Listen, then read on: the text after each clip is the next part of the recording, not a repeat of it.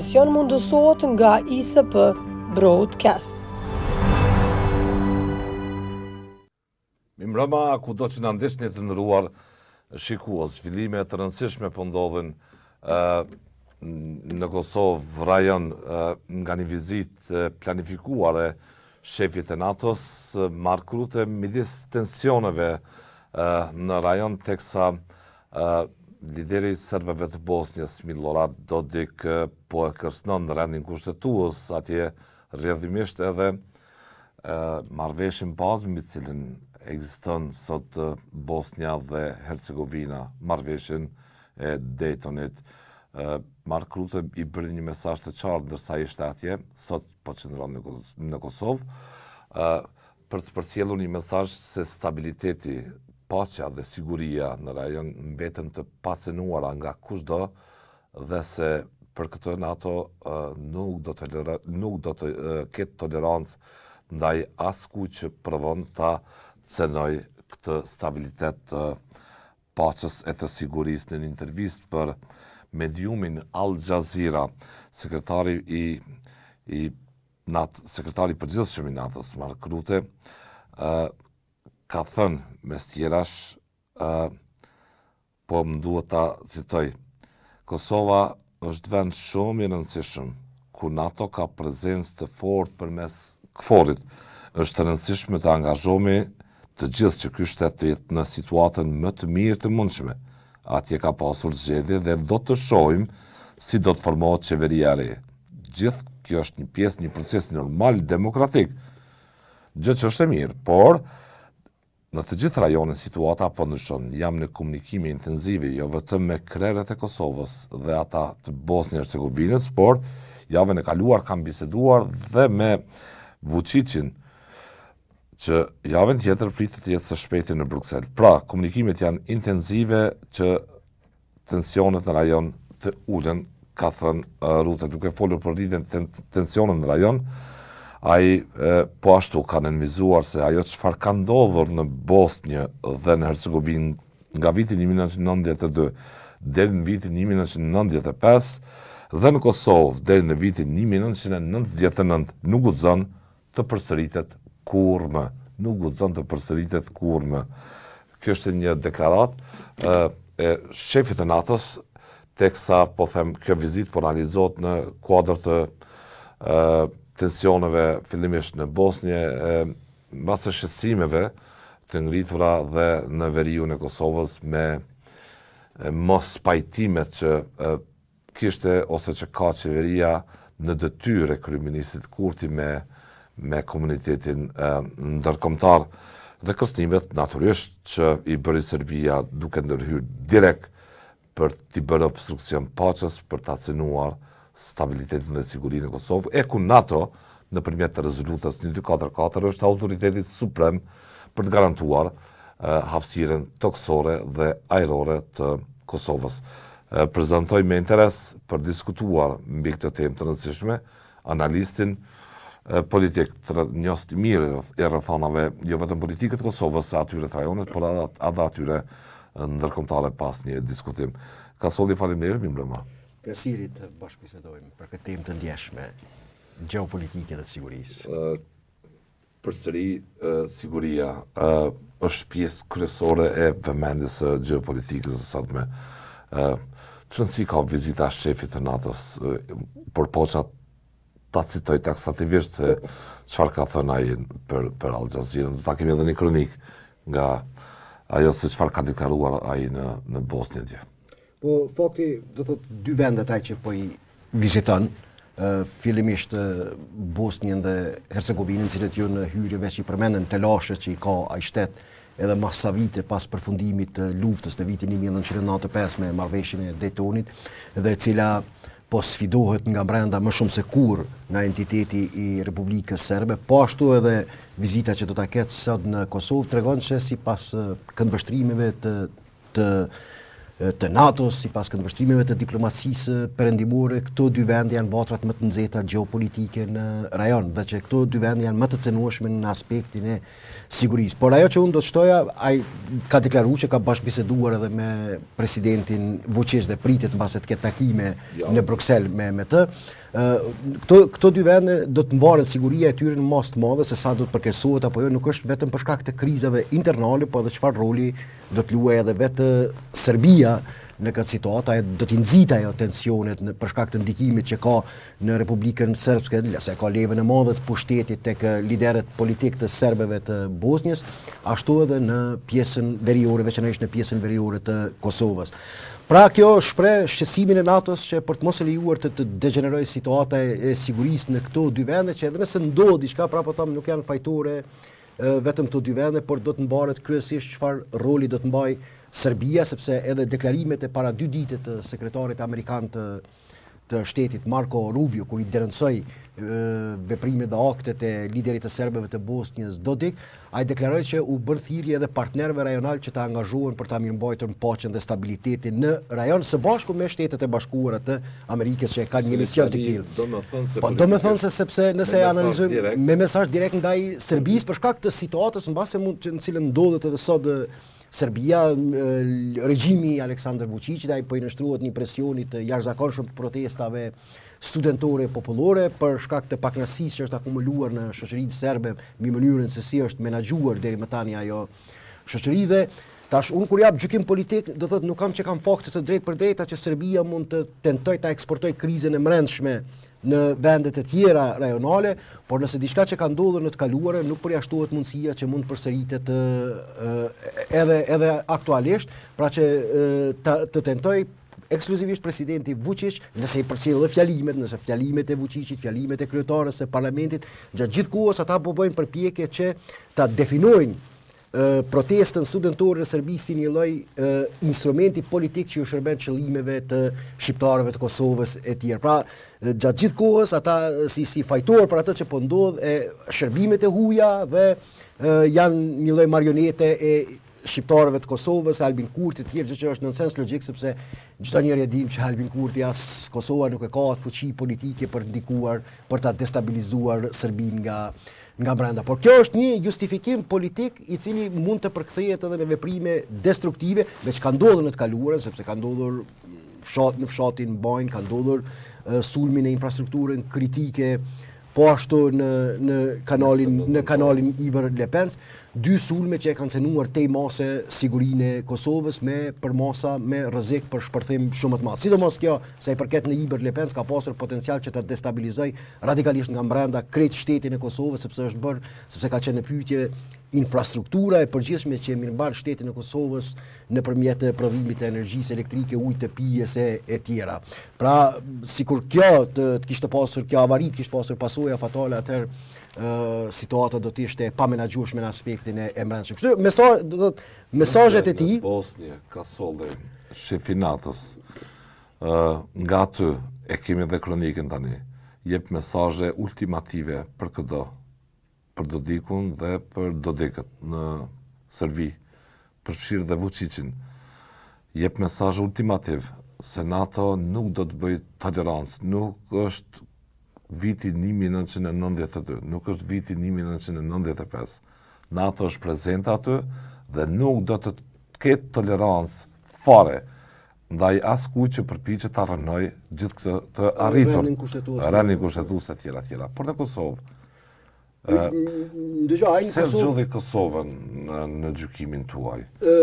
Ndëgjoj, si pra do të thotë se ai i ka përzgjedhur 2 vende që konsiderohen më fragjile në aspektin e sigurisë. Natyrisht nuk do të thotë se NATO nuk ka pasur qëndrim kritik edhe ndaj veprimeve të Kosovës, sidomos në pjesën veriore. Por këtu është dhe Kosova ndodhet në një situatë të diskutabile sa i përket ambientit post-zgjedhor, dhe nëse e përcjellim me një deklaratë të mëhershme 2 ditë me Sadiun e pas përfundimit të zgjedhjeve, vetë sekretari i NATO-s kishte deklaruar që siç duket qytetarët e Kosovës votuan për një qeveri të koalicioni dhe jo ashtu siç ka qenë deri më tani.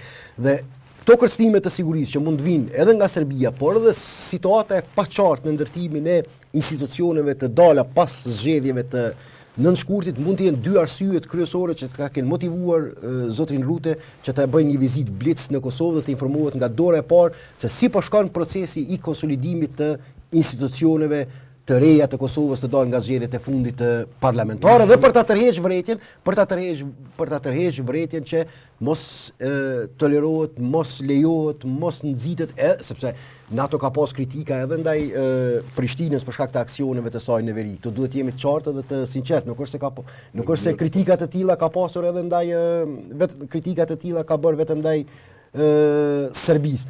Madje kishte qenë intervenimi decisiv i NATO-s dhe i Shteteve të Bashkuara të Amerikës, do të thotë i të dy këtyre faktorëve të rëndësishëm që mirën me menaxhimin e sferës së sigurisë në Kosovë, që e ndaluan përpjekjen politike të qeverisë së Kosovës për ta ndruar funksionin e urës mbi lumin libër që ndan qytetin e Mitrovicës veriore dhe asaj jugore dhe për ta bërë të qasshme edhe për automjete zyrtare.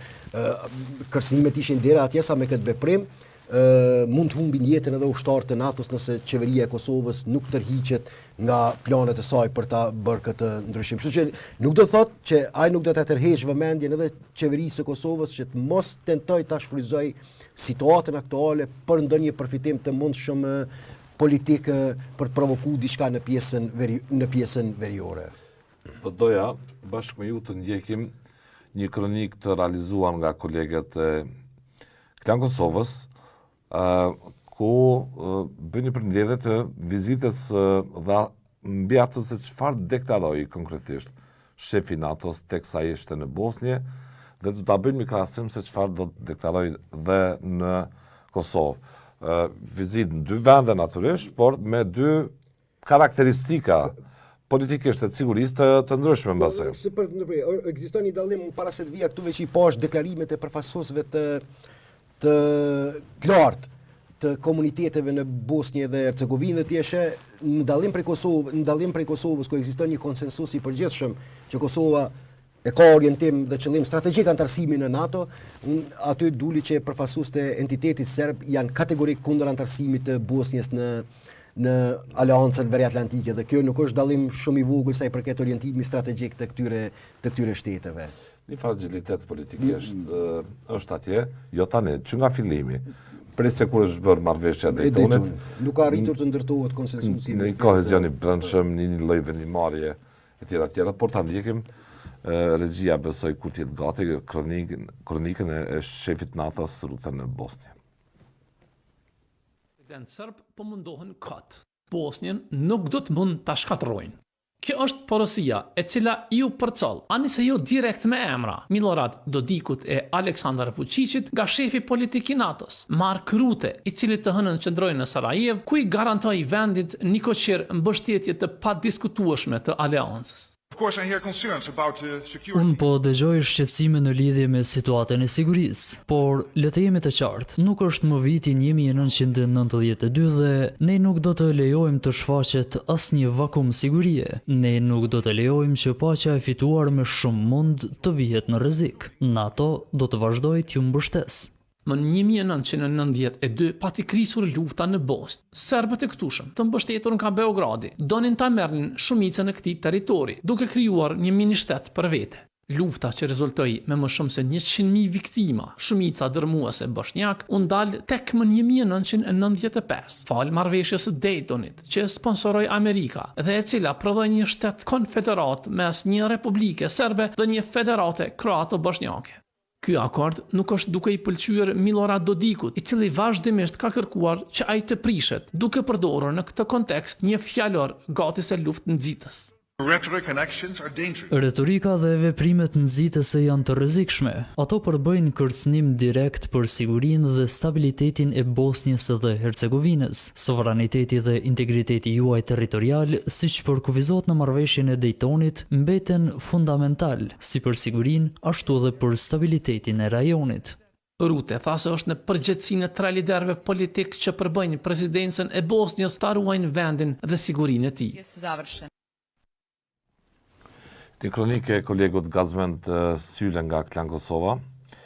Shohim që ruta atje u ka bërë të qartë autoriteteve, sidomos president të Serbisë, i cili mbase ka kontroll mbi dodikun e entitetit serb të Republikës Serbe atje, që të mos rikthej, mos përdoret retorikën e luftë nxitëse separatiste, sepse këtë nuk do ta toleronte në asnjë mënyrë NATO. Duket se Dodik është trimëruar mbase edhe nga agresioni pa provokuar ose mbi Ukrainë, mbi këtë situatë krejtësisht të re, si ta them, në kuadrin e përpjekjeve të fundit të vendosura të Shteteve të Bashkuara që tul palët në Troyes. Kemi një takim sot në Arabinë Saudite të Zelenskit me autoritetit atje. Në kretë kjo në frymën e një interesimi sistematik të shtuar për të dhënë fond luftës, për të bërë armëpushim dhe për synuar një paqe. Po duket se Dodik gjithë këta mini Dodikët që kanë konstrukt të fashizmit politikisht, po e shfrytëzojnë këtë situatë për të provokuar mbase aftësinë e NATO-s, prezencën e NATO-s në rajon.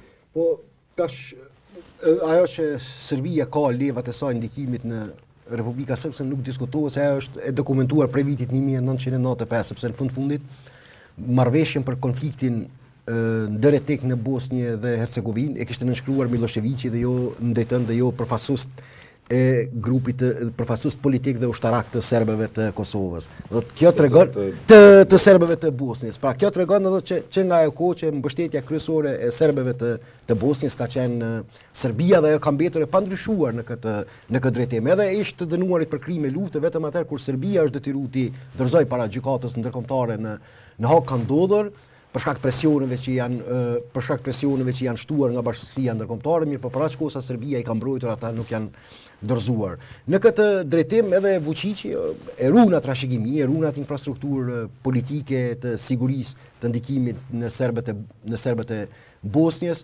mirë, po mesazhi që i transmetohet është shumë sakte e dekoduar që ka të bëjë mbasi janë trimëruar edhe nga këto zhvillimet e fundit gjeopolitike që kanë ndodhur dhe nga dyshimet që janë krijuar nga deklarimet e fundit të zyrtarëve të lartë të administratës amerikane që më Evropa nuk do të jetë interes primar i sigurisë amerikane dhe se vendet evropiane duhet të mendojnë për ta kompensuar apo ta gjejnë veten në këtë situatë re gjeopolitike që po krijojnë. Dhe ata e kanë keq lezuar çu duket këtë situatë sepse zyrtarët e lartë amerikan asnjëherë nuk kanë thënë që ne brenda NATO-s nesër do t'i marrim çontat nga Evropa dhe ju bëni çka të doni. Ata i kanë paralajmëruar që sfidat me të cilat do të përballet Shtetet e Bashkuara të Amerikës në dekadat që po vinë do t'ja imponojnë asaj një riorientim të ri strategjik në rajonet e tjera të botës, vendet evropiane të investojnë dhe u ka bërë thirrje dhe u ka bërë thirrje që të dalin u ka bërë thirrje vendeve të NATO-s, sidomos të Bashkimit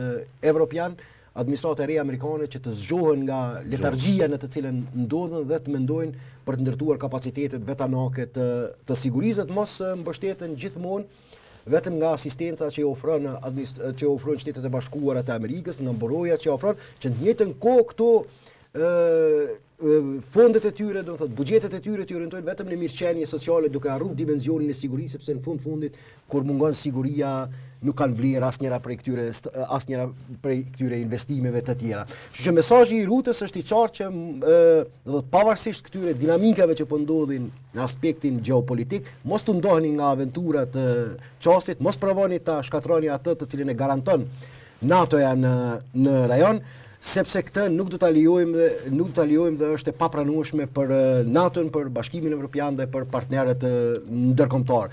Gjë që prapë tham është edhe Departamenti Amerikan i Shtetit, sidomos në rastin e Kosovës, ashtu edhe ai mbrojtjes deklaruan që as që kanë planifikime aktualisht të reduktojnë numrin e trupave ndërkombëtare në Kosovë, as që bëhet fjalë për një gjë të tillë dhe se përkushtimi i tyre për të garantuar sigurinë rajonale, sigurinë e këtyre vendeve, sepse nga siguria e këtyre vendeve varet edhe siguria rajonale, vazhdon të mbetet në fuqi dhe se do ta ndjekin këtë agjend për t'i penalizuar ata që kanë ambicie të tilla secesioniste e separatiste. Fakti që sot në Bosnjë ndëshkohet dhe dënohet në këtë kohë, sikur Bashkia Ndërkombëtare ta konsideronte kryesisht mirëmbajtjen e stabilitetit me çdo kusht, me çdo kënd, më primare se diçka se shtetin e drejtës se respektimin e normave kushtetuese, unë jam i bindur që nuk do të shqiptojë dënimi ndaj Milorad Dodikut në këtë kohë. Por fakti që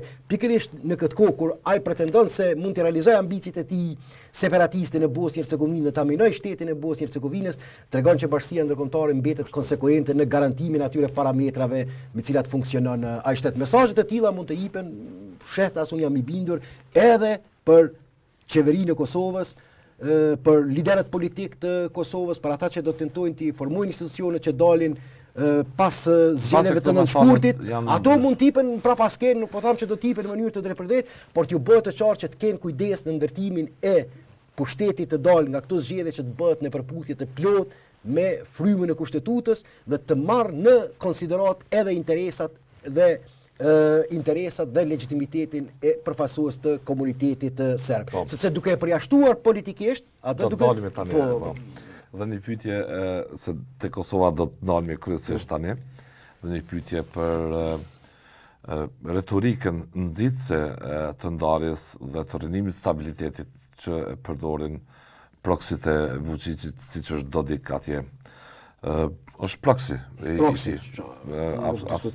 Dhe duke që në prapasken ka mundur të ndodhë diçka mjaft e madhe, zoti Kasolli, sepse po dolin shefat politik të flasin kështu. Mark Rutte është shef dhe politik i organizatës. Dhe po dolin flasin ata ashtu në prapasken, inteligjenca e NATO-s mund të ketë pasur informacione se diçka e madhe dhe shumë serioze mund të ndodhë rajonit, prandaj duket një vizitë këmbgulse me mesazhe mjaft këmbgulse të qarta, të prera për këto. Prandaj po them në prapasken është e mundur që ata të kenë operuar me informacione se mund të shfrytëzohet randiri mase geopolitik, që të shfrytëzohet vëmendja e përqendruar e Shtetit Bashkuara dika tjetër, e Evropës dika tjetër, dhe të realizojnë qëllimet e tyre për të krijuar një terren tjetër. Duke se e kanë këçlizuar, NATO dëshmoj se është këtu dhe nuk do të bëj kompromis me askë që e cënon stabilitet. Po kjo është, prapë thamë unë tash, ato informacione ne tash vetëm mund të spekulojmë, ta themi kështu kushtimisht. Zakonisht politikanët në prapasken, informacionet këtilla ne nuk mund të kemi, nuk ka diskutim që shërbimet informative, agjencitë e zbulimit e të kundër zbulimit kanë dhëna tjera që kanë qenë sinjale shqetësuese në qendrat e vendosjes ndërkombëtare perëndimore që mund të përgatiten skenar të tillë destabilizues për rajonin dhe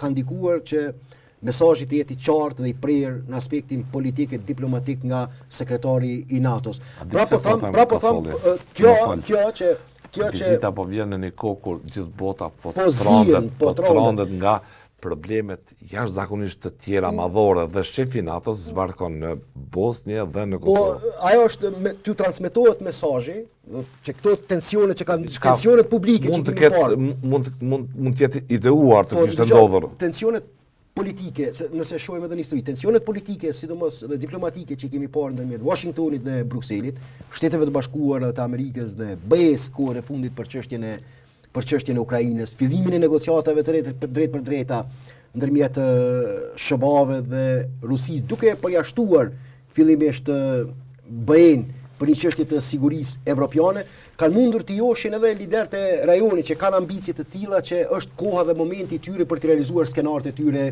politik të cilët i ndrojnë, por që kanë kalkuluar se në kaluarën nuk mund ta bëjnë një gjë të tillë për shkak të prezencës amerikane. Dhe prapë tham deklarimet e kopaskoshme të zyrtarëve të lartë të administratës amerikane që SHBA-t mund të tërhiqen nga Evropa. Dhe ne e dimë që edhe konflikti në hapësirën jugoslave ishte ndalur vetëm pas intervenimit amerikan dhe jo pavarësisht që Evropa. Edhe po të ma propozonte dikush këtë ide, do t'isha i shmendur po ta pranoja. dhe ta pranoj ka thënë vetë Trump. Se ne rede mbaj mend edhe konflikti si në Bosnjë-Hercegovinë, konflikti i përgjakshëm 3 vjeçar, ashtu edhe në Kosovë. Në fund, pavarësisht se këto konflikte zhvilloheshin në tokën evropiane, pavarësisht thirrjes së disa diplomatëve se është ora dhe koha e Evropës ta dëshmojë veten, në fund gjithë kemi qenë dëshmitar që këto konflikte arritën të stopoheshin vetëm pas intervenimit të prerë dhe strategjik amerikan.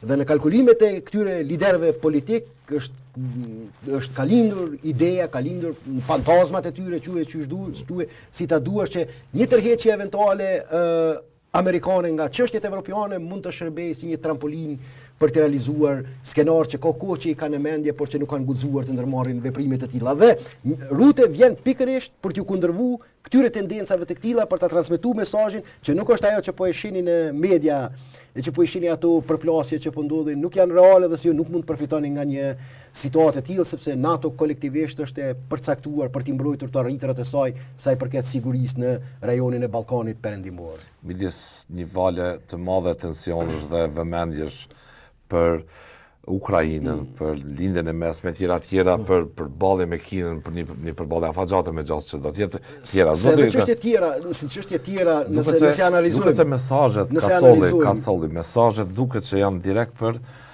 presidentin e Serbisë, Qinje Vučić, i cili sponsoron gjithë këtë retorik nxitse të jo stabilitetit në rajon, duke mbajtur 2 kapela, njërën kapel nga perëndimi, tjetër nga Rusia, pritet ta vizitoj Rusinë në maj. Dhe nga kjo nuk ka hequr dorë dhe mbasi kjo mund ta ketë rimruar, por duket se vizita e Rutës është mesazh direkt për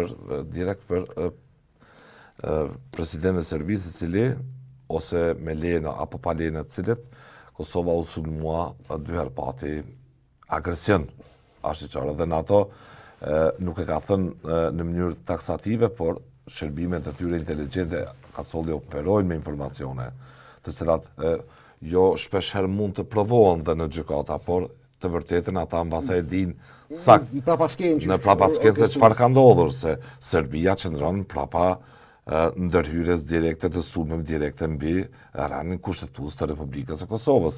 E ky territor është në mbrojtje të direkte aleancës atlantique. Edhe ato sulme që kanë ndodhur, edhe kjo tash situata që po ndodhin, pra po them, sepse nëse na kujtohet direkte janë për Vučićin, edhe për proksit e Putinit që mund të kenë mbetur në rajon në kuadrin e planeve për të rikthyer mbase këtë kontekstin e trazirë. Kjo vizitë dhe të këto 2 vende nuk ka diskutim që është e motivuar për të transmetuar mesazhin e qartë dhe të prerë radikal që nuk do të lejohet asnjë skenar destabilizues. Por nëse kthehemi edhe sulmeve që kanë ndodhur në Kosovë, sidomos në Bajnë, ka ndodhur pas një përplasje politike dhe diplomatike të përfaqësuesve të shtetit të Kosovës me bashkësinë ndërkombëtare në procesin e dialogut.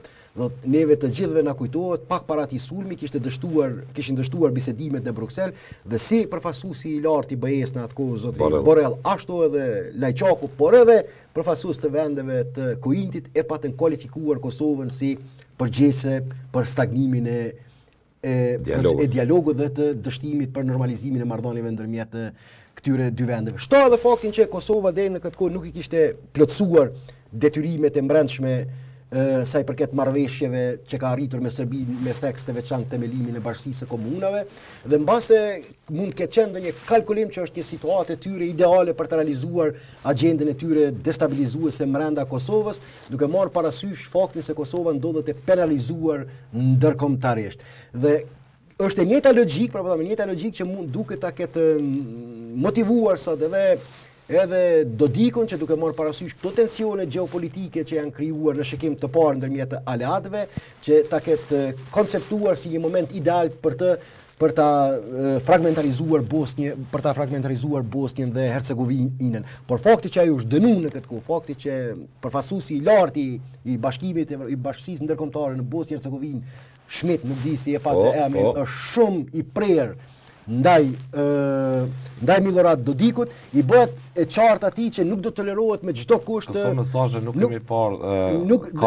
I bëhet e qartë me të që nuk do të amnistohet politikisht për shkak të potencës së tij destruktive që ka brenda Bosnia e Hercegovinës, një ndryshim kogja radikal dhe strategjik që ndodh në rajon me këto veprime të reja, sepse deri më tani ka ekzistuar një lloj thujse konsensusi ndërkombëtar që ata lider problematik të miklohen të mirën me të mirë për t'i mbajtur në kontroll potencialet e tyre destruktive, por kjo që po ndodh tash në Bosnjë flet për një ndryshim tjetër strategjik, sepse flet për një ndryshim tjetër strategjik që agresionet e tij ndaj rendit kushtetues nuk do tolerohen në asnjë mënyrë dhe nuk do të ketë konsiderat për potencialin e tij destabilizues brenda atij shteti. Shpreha taksative nuk do të tolerojë masësi, nëmë kupton, përdorimin e çdo mjeti, përfshirë dhe forcën me cilën operon NATO në Bosnjë.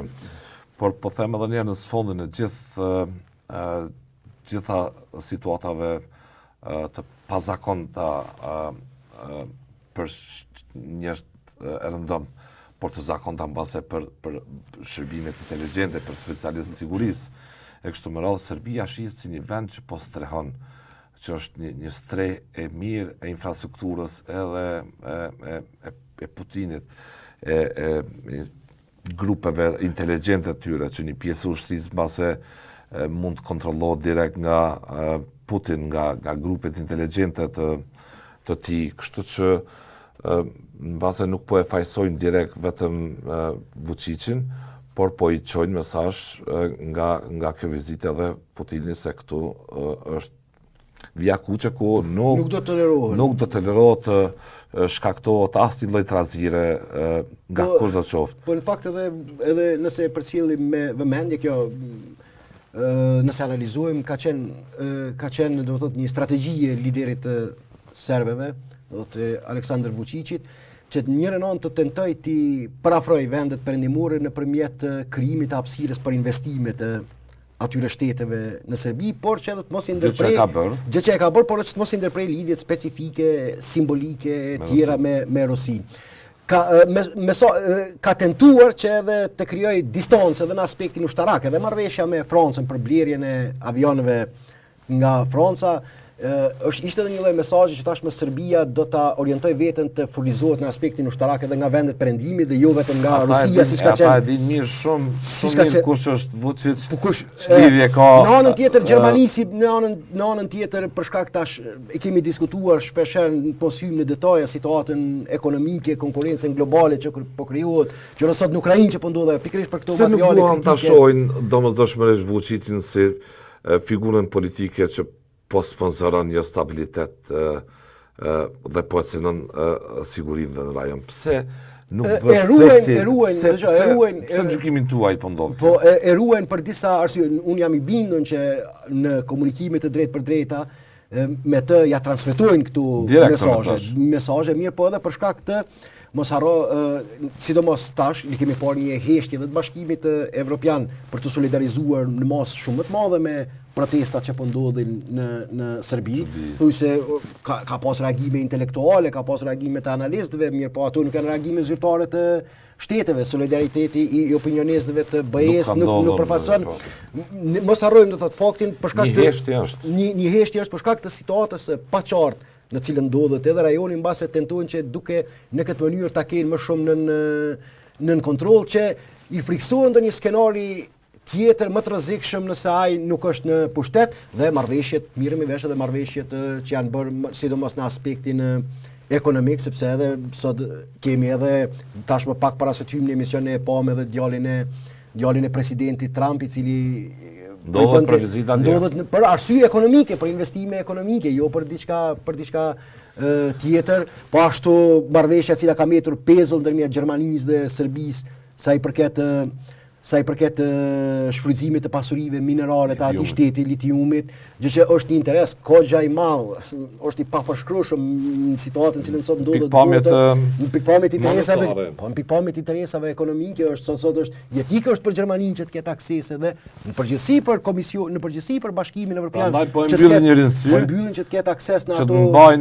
burime, apo them neutralitet. Që të kenë në kontroll ato burime, se na po e shohim edhe çka po ndodh në Ukrainë, mosmarrëveshjet që kanë lindur ndërmjet që do të kaluan sipas gjitha gjasave, se edhe Zelenski e po që nuk mund ta menaxhojë këtë situatë, kanë bëjmë me pasuritë minerale. Po lutet Zelenski aktualisht se si mund të rikthehet në zyrën Për shkak se ovale. 40% sipas disa dhënave që i lexova, sot aktualisht 40% të këtyre resurseve në botë i siguron Kina, i siguron. Dhe këtu dhe Afrika dhe sigurimi i këtyre pasurive sot jetik për me mirëmbajt ritmin ekonomik, sidomos sa i përket revolucionit digital që po ndodhet më të madhe, digitale teknologjik që po ndodhet më të madhe në botë. Dhe Evropa sipas një raporti që kemi diskutuar. Ta braktisë Rusia Serbinë në krejt qëllimet e saj që i ka në sfond për ta destabilizuar rajonin, për ta mbajtur peng rajonin, për ta shfrytzuar Rusinë që duket si një vend që dominon mbi rajonin e tjera. Gjithë investimi propagandistik. Në fund të mbra. Gjithë investimi propagandistik i Rusisë në raport me Serbinë ka qenë gjëja për shkak të një solidariteti vllazërore, ideologjike, kulturore, fetar. Domethënë që Rusia ta marr rolin e patronit të madh qysh për kujdeset për agentët e saj të vegjël në rajon. Por nuk përjashtohet mundësia që prapa kësaj retorike fshihen pikërisht interesa puro pragmatike edhe të Rusisë. Dhe presidenti Putin në një intervistë për një gazetar kontrovers amerikan, më kujtohet shumë qartë e ka transmetuar një mesazh. Tash a do të ndodhë kjo? Nuk e di se në çfarë aranxhmane do të futen Shtetet e Bashkuara të Amerikës dhe Rusia në ridizajnimin e parametrave aktual, sidomos sa i përket Evropës. A do të ndodhë kjo nuk e di. Mirë, pa e ka transmetuar mesazhin që është i gatshëm të merret vesh me perëndimin edhe për çështjen e Kosovës. Është tekstualisht e thënë në intervistë për këtë gazetarin amerikan. Dhe mund kujtohet shumë qartë, kjo kishte shkaktuar një panik në Serbi kjo deklaratë. Nuk është se ka debat në Serbi se një ditë Putin do t'i braktisë. Ai kishte bërë qartë, Putini në atë intervistë kishte bërë qartë kërkesën e tij që nëse i njihen zonat e tij të interesit në Gjeorgji, në Moldavi, që e mban ende të destabilizuar edhe Moldavinë dhe po ashtu në Ukrainë, do të nëse i njihet zona e tij e interesit për ta mbajtur NATO-n larg perimetrit të tij të sigurisë, në këtë pjesë atëherë ai mund të mirret vesh me perëndimin edhe për çështje të tjera gjeopolitike që kanë mosmarrëveshje. Me Shtetet e Bashkuara, me konkretisht po, me Shtetet e Bashkuara të Amerikës dhe pak ditë, ka qenë 2 ditë ose 3 ditë pas kësaj deklarate, presidenti Vučić kishte bërë një deklaratë tjetër të pazakontë kur kishte thënë që sot Serbia vetëm Kinën e ka aleat të saj. Ashtu ka deklaruar. Aleat të saj, që unë e kam parë si konsekuencë drejt për drejt të shqetësimeve të frikës së tij se mund të braktiset nga Rusia për interesat e saj gjeopolitike. Në Serbi debatohet për këtë çështje, edhe aktualisht është debatuar dhe dje që nuk kanë siguri të plot nga Putin, sepse ai një ditë në një aranzhman ndërkombëtar me Shtetet e Bashkuara, më thotë bëni ashtu si keni bërë. Por edhe Serbia nuk është se s'kan ndjekur një qasje duale në raport me Rusinë, sepse nëse shohim është e vërtetë që Serbia nuk i ka vendos sanksione Rusisë. Sanksionet ekonomike siç i kanë vendosur perëndimi Bashkimi Evropian, por i ka ndihmuar Ukrainës në armatim. Po ashtu ka deklaruar që e njeh integritetin territorial të Ukrainës dhe po çfarë drame bëri Vučići tash në votën për gabuam e luajti rolin e budallajt e luajti. Mesazhi është i qartë i Shtetit Bashkuara me gjasë nëpërmjet edhe shefit të NATO-s Rutte, i cili jo vetëm tani po ka kohë, jo vetëm kjo po dhe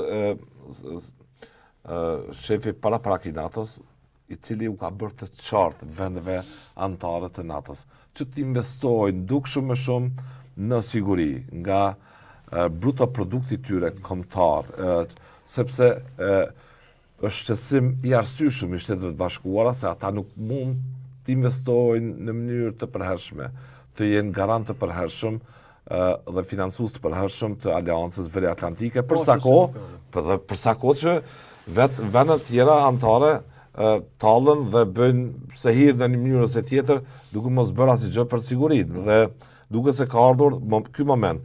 Por Në Evropën juglindore që dikur ishte në kontrollin sovjetik, në ndikimin sovjetik, dhe sot nuk është nga shpërbërja i Jugosllavisë, nga shpërbërja i vendeve komuniste e tjerë, duke se ka pasur përplasje sistematike midis Shteteve të Bashkuara dhe Perëndimit njërin anë që ka investuar gjatë për të etabluar një demokraci, një sistem pluralist politik, një ekonomi të tregut të lirë dhe Rusisë në anën tjetër, e cila nuk ka hequr dorë thuajse asnjëherë për treguar që është prezente, për treguar që është palë e cila duhet të pyetet përmes proksive të saj në rajon. Si do ta shihni të ardhmen e rajonit prezencën ruse nëse e kemi parë vazhdimisht që ata nuk kanë hequr dorë? Po, Rusia tash në rajon, do të ndikimi i saj mund bëhet vetëm nëpërmjet skenareve destabilizues. Nuk ka kapacitete tjera politike për të ndërtuar sistem.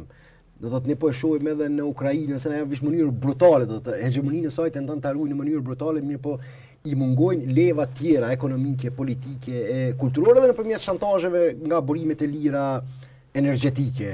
Që i ka po që me këto edhe Evropën. Ndërkohë Rusia si shtet është apo i konsumon nuk ka kapacitete, Rusia si shtet nuk ka kapacitete që të jetë ndeshje ka pasur vazhdimisht. Ka pasur ndeshje dhe do të ketë ndeshje. Qoftë me trazira, qoftë me tensione etnike, me retorikë nxitse nacionaliste. Nuk ka kapacitete për ta ndërtuar sistemin e saj të vlerave në rajon. Nuk mund të konkurrojë Shteteve të Bashkuara të Amerikës dhe nuk është se dhe perëndimi këtë drejtim derivon e ka përfshirë edhe Rusinë.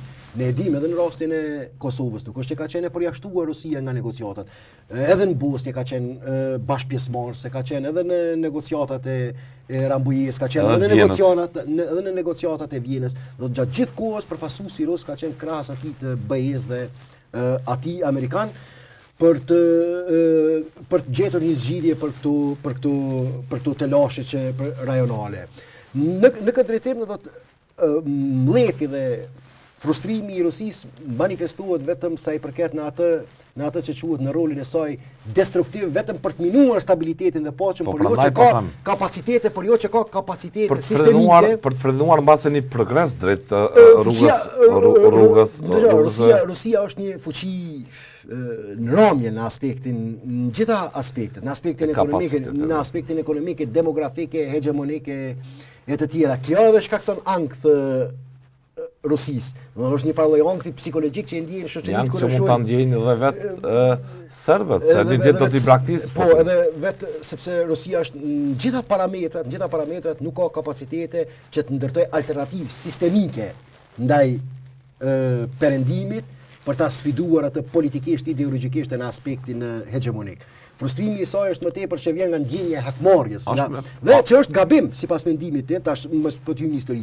Rusia kurrë nuk ka qenë më e sigurt në historinë e saj sesa me triumfin e rendit ndërkombëtar, i cili është promovuar ka arritur klimaksin sepse modeli i tij është pas vitit 1945, por në vitin 2000 që e ka arritur klimaksin pas fundit të luftës së ftohtë.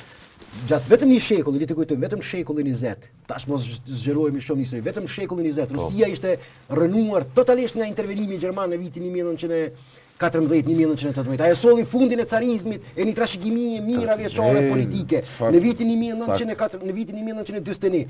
Ishte vetëm ndihma perëndimore amerikane dhe britanike që ringjalli Rusin nga invazioni i Gjermanisë. Në vitin 1990, pashtu e humbi luftën e ftohtë. Rusia i ka humbur 3 luftra të mëdha me shtetet perëndimore brenda një shekulli që e kanë.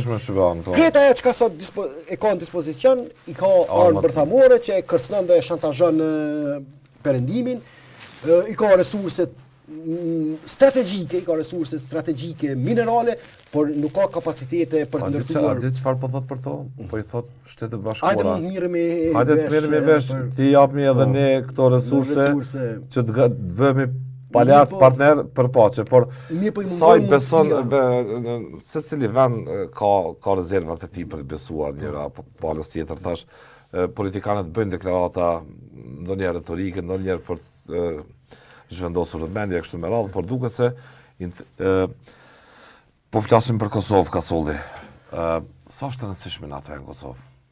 Kjo asë a di pse e bëj këtë pyetje? Pyetjen e bëj me arsye të fortë. Edhe nga një bzallamahi diskursi që Unë e të merrohem. ka plu Kosovën tash e sa kohë, duke krijuar një disponim të paqëndrueshëm se ne jemi aq të fortë sa mund të qëndrojmë vetë në këmbë tona. Do të ishte mirë mbase, por i shohim që edhe shtetet me GDP më të fortë në botë nuk mund të qëndrojnë vetë pa alianca. Sa është rëndësishme në ato për sigurinë edhe stabilitetin, edhe politikë të Kosovës. Atë prej ditës që ka intervenuar deri sot rëndësia e saj ka mbetur e një llojit.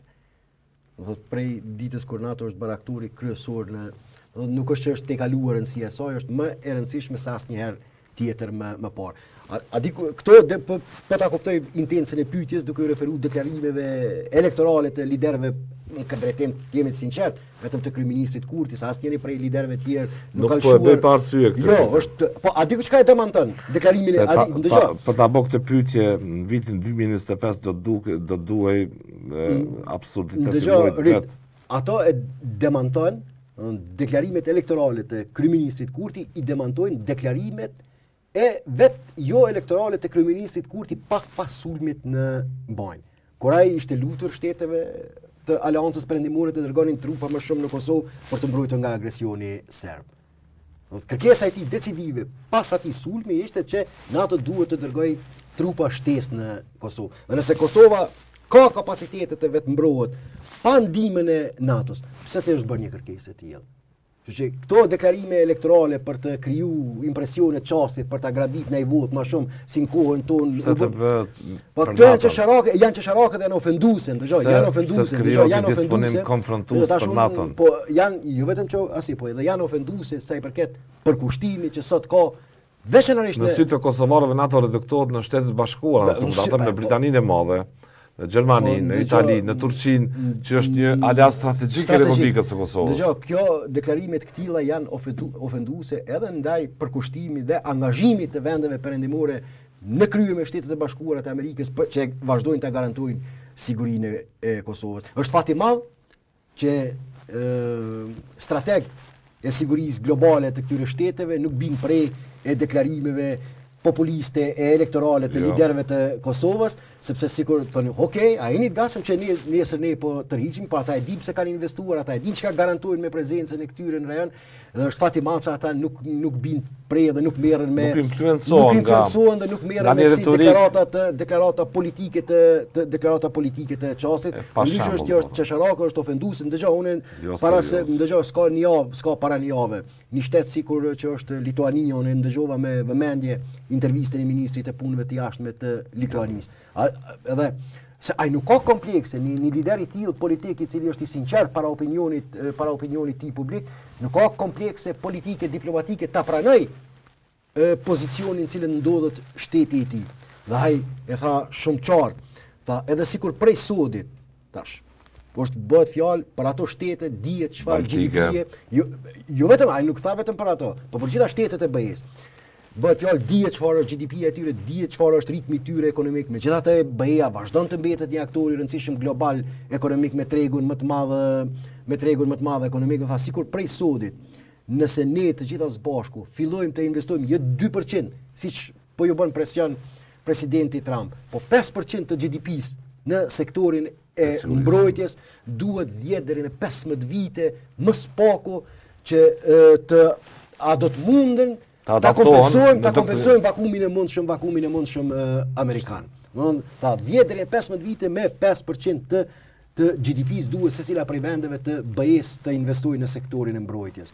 Mirë, pa është një lider, një ministër pa komplekse të inferioritetit, i cili nuk i shfrytëzon çështjet e sigurisë për agjendën të brendshme elektorale. Nuk ka rrezik më të madh se kur çështjet e sigurisë, sepse këto janë çështje që kanë implikime rajonale. E Kosova është çështje e sigurisë rajonale, ne e dim prej vitit 1992. Prej deklarimit rastësisht të pyetje sepse kur kishim përpjekjen në shikimin e parë të rregullt të ligjshme kushtetuese qeverisë Kosovës në frymën e justifikimit për të shtrirë rand dhe ligjin e veri, kur zoti Kurti dhe gjithë eshaloni i politiku përballë me pikpyetje nga kritikët dhe me sugjerime direkte nga se çdo veprim atje duhet të koordinohet me ta për shkak të kompleksitetit. Duke se u pati një si më thon, invazion të mbështetësve zotit Kurti edhe kundër natës, kundër figurave të caktuara. Të kontestohet në një farë mënyrë roli i saj etj. Po unë thash ajo që demanton më shumë ti Kurtin elektoralisht për mi knaq pasionet e militantëve të tij politik, e demanton Kurti kryeministër kur një ditë pas sulmit në Bojnë ju lut aleancës që të dërgoj sa më shumë trupa shtesë në Kosovë për të mbrojtur nga agresionet e tilla të mundshme që Serbia nesër mund t'i provokoj për arsye të lloj-llojshme. Si shihni rolin e NATO-s në gjithë këto vite dhe në pikpamje të kontributit që ata kanë dhënë qoftë për trupat mbrojtëse të Kosovës? Po e marrim arsye vizitën e shefit NATO-s në Kosovë për ta bë këtë pyetje, për ta bë një ezaurim, si më thoni, për mbledhje të kontributit që ka dhënë NATO në kalumen për TMK-n, për FSK-n, derisa nuk u bë ushtri, për FSK-n tash në ushtrie. Duket që gjitha trajnimet me standarde shkollimi, me standardet NATO-s bëhet po nga këta partnerë të rëndësishëm, nga SHBA, Britania Madhe, Turqia, marrëveshjet bilaterale të anshme. Domethënë, dëshirojnë ta shohin një forcë të sigurisë së Kosovës me standarde të NATO-s, një forcë që nuk prodhon hegemoni, një forcë që respekton pariteritetin dhe që garanton paqen. Duket se ata bëjnë investime të mëdha në këtë rrëfimin e tyre, përse ka njohur Kosovën në shtet, përse Kosova duhet ta ketë ushtrinë e saj, duket që ata kujdesen më shumë se ne, mbase për të dhuar argumente në tavolina ndërkombëtare. Red, nëpërmjet një shembulli do të tentoj ta shpjegoj krejtë këto. Para pak dite kom pas rastin ta shoh një dokumentar në BBC për trupat ukrainase që po trajnoheshin nga forcat britanike në territorin britanes për të ballafaquar me Rusin. Dhe pjesë e atij ekipi për trajnuar forcat ukrainase ishin edhe pjesëtarët e FSK-s. Unë mendoj se ky shembull është pasqyra më e mirë ilustrative, pasqyra më e mirë e kontributit që kanë dhënë partnerët ndërkombëtar në ndërtimin e forcave të sigurisë së Kosovës dhe roli dhe misioni që e ka kjo forcë, do thotë kur ne do thotë sot forcat e sigurisë, forcat ushtarake të Kosovës, ushtria e Kosovës është pjesë e aleancës perëndimore për të ushtruar e trajnuar forcat ukrainase për ta përballuar agresionin imperialist e hegemonist rus në Ukrainë. Besoj se shembull më të mirë se sa ky nuk mund të japë për rolin dhe misionin që ka. Dhe jo që duhet të shmohet, po duhet jemi krenar. Unë bile bëra një paralele historike, pas 100 vjetë, para 100 vjetë pikërisht në atë shtet kur ish vendosur fati tragjik i shqiptarëve, për të ruajtur paqen, sepse vetë sekretari i jashtëm britanik ishte deklaruar po e sakrifikojmë Shqipërinë për të ruajtur territoret shqiptare, për të ruajtur paqen në Evropë. Pas një shekulli, Britania tashmë dhe perëndimi është i bindur që vetëm duke i rekrutuar, mos ketë konotacion negativ kjo fjala rekrutuar, vetëm duke i rekrutuar edhe shqiptarët si pjesë e forcave globale të sigurisë në Evropë për të përballuar agresionin dhe hegemonizmin rus, mund të garantohet paqja në Evropë dhe jo duke i sakrifikuar ata. Rrutës sot në Kosovë e ka thënë para se të vente se pas zgjedhjeve se zgjedhjet treguan se Kosovës do të imponohet një qeveri e koalicionit, gjë që shefi NATO-s nuk flet shpesh. Proceset brendshme politike. Jo, nuk flet. Por duket se ka një etike e koordinimin Kasolli me një qeveri të përgjithshme që kujdeset për të mirëmbajtur besueshmërinë edhe me partnerët ndërkombëtar, sidomos kur janë në pyetje përpjekjet mbase të ligjshme, të drejta të kujdo qeveri edhe përfshirjen në ligjin e veri. Meqense atje kemi një situatë kur investimet e gjata të Serbisë u pan edhe me zgjedhjet e nënshkurtit. Gjithë ajo vote koncentruar për listën serbe e pranoi edhe vetë zoti Kurti që e humbi në një betejë politike për pluralizëm në atë pjesë. Jo vetëm betejën politike, po edhe qëndrimin e tij strategjik për dialogun, e shumë shka ka humbur në këto zgjedhje, për shkak se do të teza kryesore e kryeministrit Kurti si opozitar ka qenë që dialogu duhet të zhvillohet në nivelin horizontal dhe jo atë vertikal me serbët e Kosovës dhe jo me Serbinë për serbët e Kosovës e tjera. Po jam I bindën, do të krahas temave tjera, në prapasken, sidomos në bashkëbisedim me kryeministrin Kurti, do të diskutohet çështja se si do t'i qaset ai përfshirjes së minoritetit serb në koalicionin e ardhshëm qeveritar. Mëse I bindur jam që kjo çështje nuk do të anashkalohet, sepse është edhe çështje e sigurisë kjo. Mos harro, në pjesën veriore ne përmendëm që sot kemi disa kryetar të cilët kanë një legjitimitet, ato mund të jenë aspektin legal, kryetar por kanë një legjitimitet të cunguar politik. Arsye pse ka ndodhur ajo dihet kemi diskutuar tash mos hyj mi elaboru. Dhe në një situatë kur në njërin anë edhe në pjesën veriore sot kemi kryetar të komunave që nuk I takojnë shumicës së komunitetit që banon atje.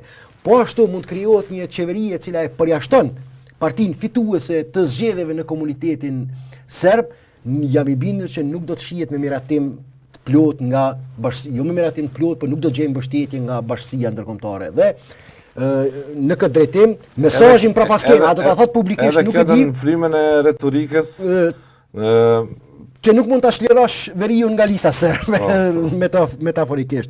A do ta thuhet publikisht kjo, nuk e di, por jam I bindur. Mesazhet do të ketë të qarta, nuk e ka problem shefi NATO-s. Kjo është qenë, po, nuk e ka problem t'ia thotë shefi NATO-s kujdo politikani mesazhet të qarta. Sepse kjo, do thotë, një skenar I tillë, një mundësi e tillë e sfidon konceptualisht frymën atisariane të shtetit të Kosovës, dimenzionin, aspektin multietnik. Kjo është arsyeja që mbase shefi I NATO-s shqetësimi është që edhe opozita ka rënë nëse më ta quaj këtë kurth disponim retorik. Edhe dje, po e ndëgjova me vëmendje. Nëse lista serbe është pjesë e sistemit politik kosovar, nuk është entitet politik jo kushtetues. Që duhet masa tjera të mirë. Nuk ka vendim gjykatash për përjashtimin e saj. Është pjesë e kuvendit të Republikës së Kosovës, me nën urse me gjaz do t'i ketë. Atëherë, cila është logjika tjetër që të përdoret retorika politike e tillë që ajo të përjashtohet, rrjedhimisht të përjashtohet edhe vullneti politik I shumicës komunitetit pakit serb Kosovë.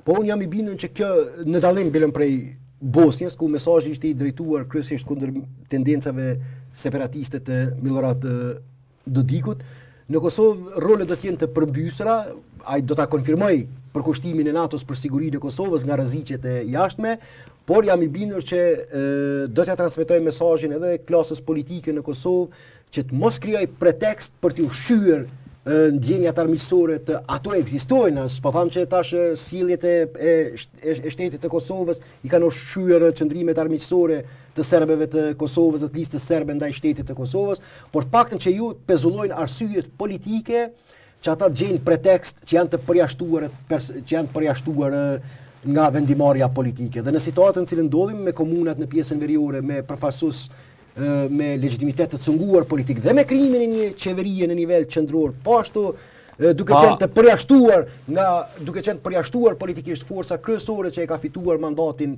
përfaqësues të listës serbe, dhe ajo që the edhe sa I përket përfaqësuesve të opozitës. Edhe dje u deklaruan të dy përfaqësues të opozitës mbi skenar që I shohin për formimin e qeverisë së mundshme. Asnjëri prej tyre nuk e përmendi bashkëqeverisjen me listën serbe. Si zoti Hamza, kalkulimin që e bëri zoti Hamza e bëri me tri partitë opozitare dhe me minoritetin jo serb.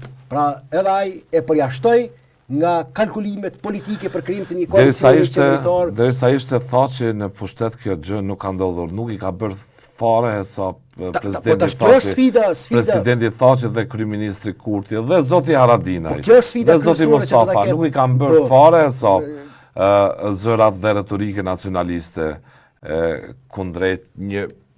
kundër argumentit tjetër se ata janë Kjo është sfida kryesore. Ata duhet përjashtohen. Kjo është sfida kryesore që do ta kenë edhe këto parti politike, a do të veprojnë sipas kësaj logjike ditore do të thotë për ta shmangur me çdo kush dëmkën e tradhtisë kombëtare që ju vjen nga partia në pushtet, apo do të demonstrojnë për kushtimin... Kush është zoti Kurti që shpërndaj patenta patriotizmi?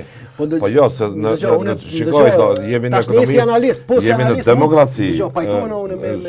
Ata që mund, po është mungesë guzimi edhe lidershipit opozitar. Dje është thash. Merren dëgjoja me vëmendje intervistën e kandidatit me detaje. Tentojnë me çdo shmang. Prandaj po ta bëj pyetjen. Tentojnë me çdo mënyrë, me çdo... Çka tregon kjo? Me çfarë drejtë e tinë? Fatkeqësisht në këtë drejtim e kanë introjektu vlerësimin e zotit Kurti për proceset politike ndë. Ajo është tash problemi i tyre, nuk është ndodhur as e di që nuk ka ndodhur. Se kur Kosova me 17 shkurt. Po ata sot dëshirojnë të shihen në opinionin publik të konfirmohet patriotizmi i tyre politik para opinionit publik. Cili lloj patriotizmi më? Po dëgjoj, rit, tash mos krijojmë keq kuptim edhe ti se apo.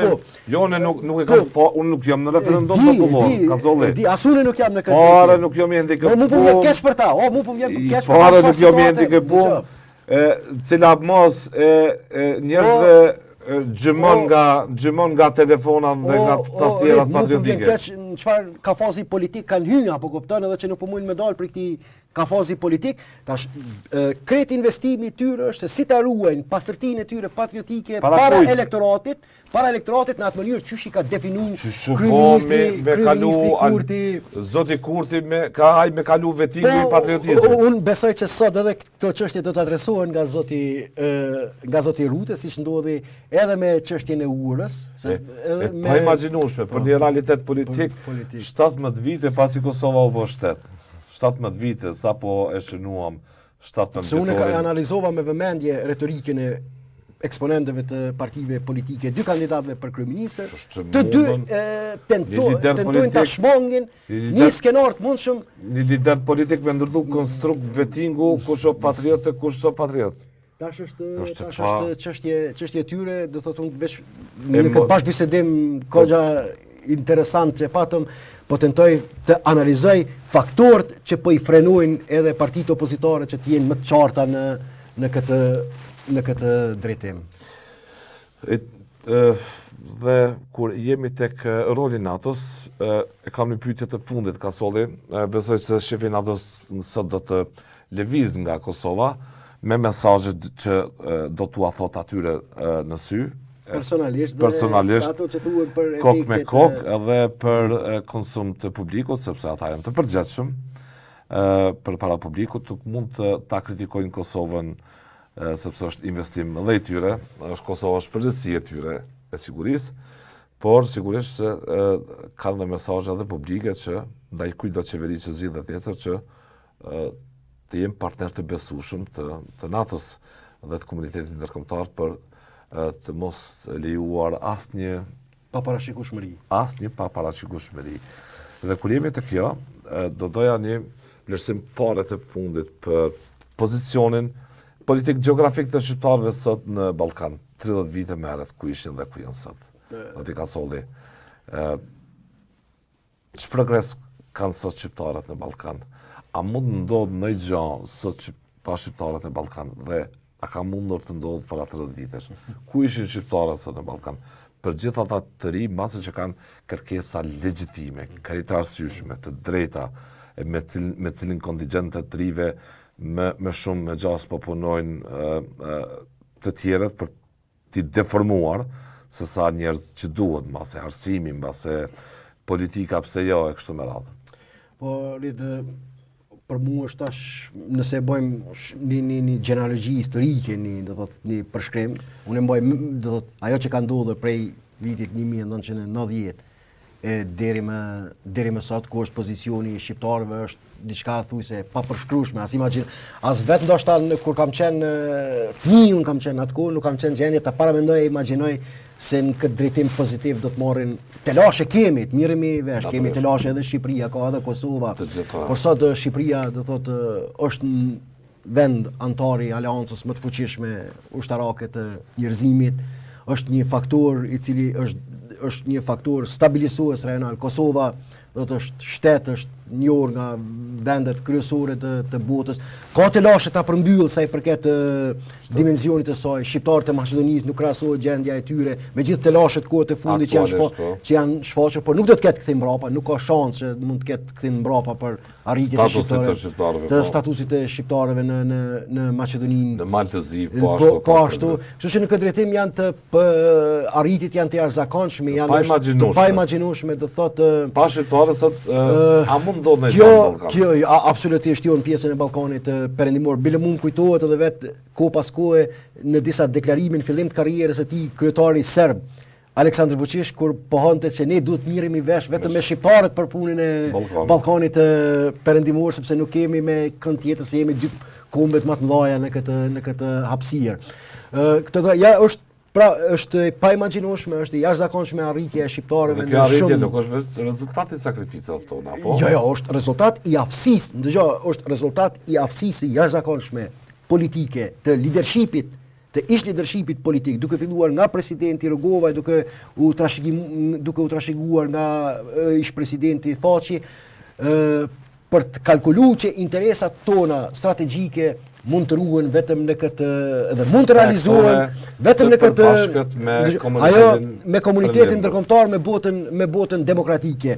Ajo pse un kam thënë vazhdimisht demokracia ka një lloj, sidomos te ne në Kosovë ka një lloj karakteri thujse gati të shenjtë, që është e paprecedent mënyra që sillen, sepse duke filluar nga vitet 90-ta, ne kemi konceptuar zgjidhjen e çështjes kombëtare në raport me vlerat demokratike, në dallim prej Serbisë që mori një kohë tjetër. Dhe këtë investimi politik që ka bërë ish klasa politike e Kosovës në krye me mos i përmendim gjithë ata emra me Ibrahim Rugova, me Femi Agani, Orbër Xhaferi, Ukshin Hoti, këtë retorika e tyre nëse analizojmë ka qenë se si ne ta përfitojmë, Ali Ahmeti se si ne ta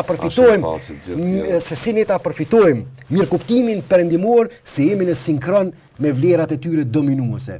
Dhe kjo ishte njëra jemi në anën e drejtë të historisë dhe në këtë mënyrë që të delegitimohet moralisht ndërkombëtarisht represioni serb mbi Kosovën. Bashkëkësjetari këtij realiteti strategjik, pozicioni strategjik të rëndësishëm. Dy premisa kanë qenë. Bashkëkësjetar komuniteti perëndimor. Mos tim tash ma fell. Mbi dy premisa është ndërtuar kjo. Një e para për shkak të situatës së rëndë në cilën është ndodhur në atë kohë shteti shqiptar, mas rënies së komunizmit, leadershipi politik i Kosovës e kishte kuptuar një gjë, që çështja kombëtare e Kosovës nuk mund të zgjidhet vetëm brenda soazave tona kombëtare pa ndërkombëtarizuar atë, dhe e dyta që retorika politike retorika dhe kërkesat politike të shqiptarëve të Kosovës duhet të jenë në sinkron të plot me retorikën perëndimore e cila e kishte fituar luftën e ftohtë. Dhe ka qenë fati madh, do të thotë i shqiptarëve me vizion. Në të njëjtën kohë Serbia opozicionu për një retorikë dhe për një qëndrim tjetër ahistorik në atë kohë, dhe kjo është fryzuar për mrekulli nga shqiptarët janë fitues nga kjo aleancë e vlerave që e ndërtuar me botën perëndimore. Po e mbyllim kështu, për t'i kujtuar gjithë atyre që kanë çdo hamendje se kush është sot komuniteti perëndimor dhe çfarë bën pararendësit politik të zotit Kurti për ndërtuar këtë vizion me shumë mund për ta zbarkuar çështjen shqiptare në trajektoren e tyre. Insistimi kryesor i tyre ka qenë ky. Çështja shqiptare nuk është në antinomi me vizionin perëndimor. Kjo ka qenë domethënë përpjekja kryesore, bindja insistimi për ta bindë bashkinë ndërkombëtare që rezultatet nuk kanë munguar për ta trajtuar çështjen shqiptare si çështje të kauzës jo vetëm nacionale, por edhe të vlerave demokratike e të orientimit perëndimor e liberale demokratik tonit. Falenderoj për kohën Kasolli. Ishte kënaqësi.